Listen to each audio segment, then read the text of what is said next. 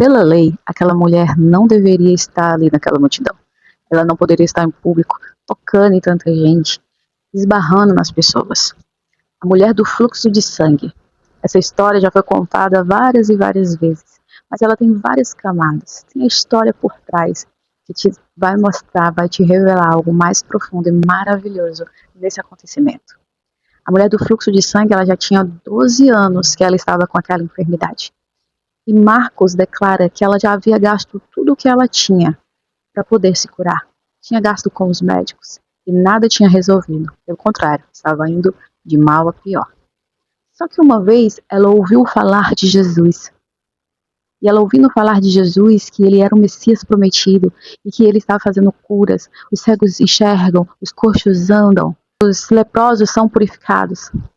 Naquele exato momento, o coração daquela mulher se enche de uma fé sobrenatural. Só que ela precisa de um plano. Segundo Levítico, capítulo 15, segundo a lei de Moisés, aquela mulher ela era considerada impura. Ela vivia isolada da sociedade, isolada da sua família, distante de todos. Porque até um objeto que ela tocasse era considerado impuro. Uma cadeira que ela sentasse era considerado impuro. Se ela abraçasse alguém era considerado impuro. Então aquela mulher traçou um plano. Marcos vem dizer esse plano. Ela diz: se tão somente eu tocar na orla do seu manto, eu serei curada. E é aí que entra o detalhe da nossa história.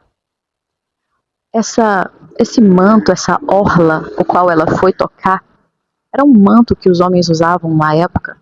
Mandamentos do Senhor, lá em Números capítulo 15, vem descrever como deve ser a veste do homem. Deus manda que na orla do manto dos homens tenha uma franja. E nessas franjas de 8 pontas, que simbolizava os mandamentos de Deus, para que toda vez que eles olhassem para aquela franja não se esquecessem dos mandamentos de Deus.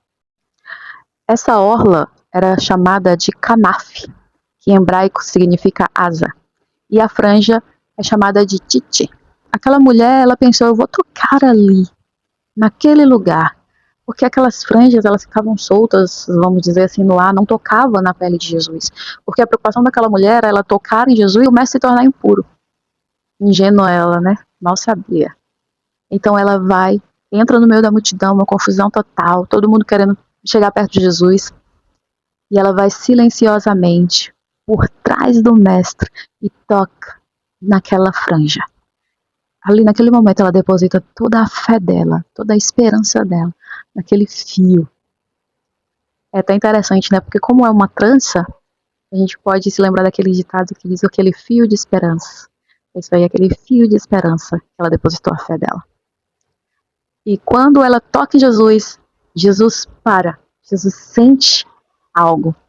E aquela mulher também sente automaticamente que foi curada. Jesus para, olha para os discípulos e diz: quem me tocou? Os discípulos olham para Jesus: mas Jesus, como assim? Como hoje perguntar quem te tocou? A multidão está apertando, é muita gente. Jesus, tem tanta gente aqui, tem tanta gente que te tocou.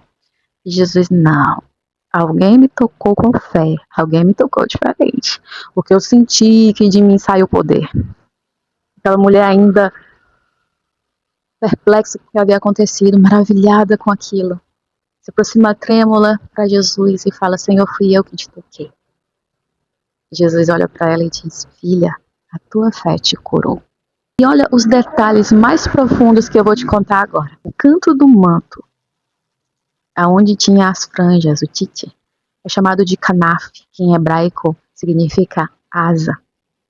E em Malaquias, no capítulo 4, no versículo 2, vou ler aqui para você, diz: mas para vós, os que temeis o meu nome, nascerá o sol da justiça, e a cura trará nas suas asas. Asas aqui é kanaf no original. Que lindo! Aquela mulher, ao tocar ali, especificamente naquele lugar, ela estava declarando publicamente: tu és o Messias, o sol da justiça, e eu creio que através de ti receberei a cura. Não é lindo, não é maravilhoso a palavra de Deus?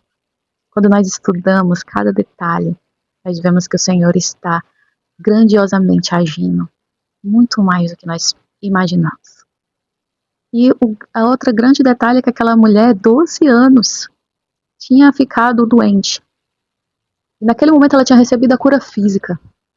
Mas Jesus precisava resolver o problema dela de tantos anos reclusa da sociedade. É por isso que Jesus pergunta quem me tocou. Ele sabia quem tinha tocado nele. Ele sabia a história daquela mulher. Então, naquele momento, ele estava declarando publicamente que aquela mulher estava curada. Ele estava manifestando para todas aquelas pessoas presentes: não precisa mais ter medo, ela está purificada, ela está completamente limpa. E foi isso que Jesus fez na cruz do Calvário por nós. Ele declarou que nós impuros estávamos limpos e que não há mais nada a temer. Nossa impureza foi totalmente purificada.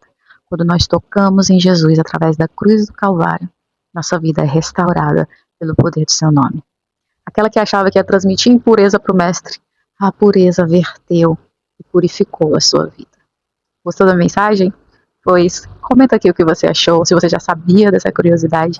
E não se esqueça de se inscrever no canal para poder receber mais mensagens como essa. Deus abençoe.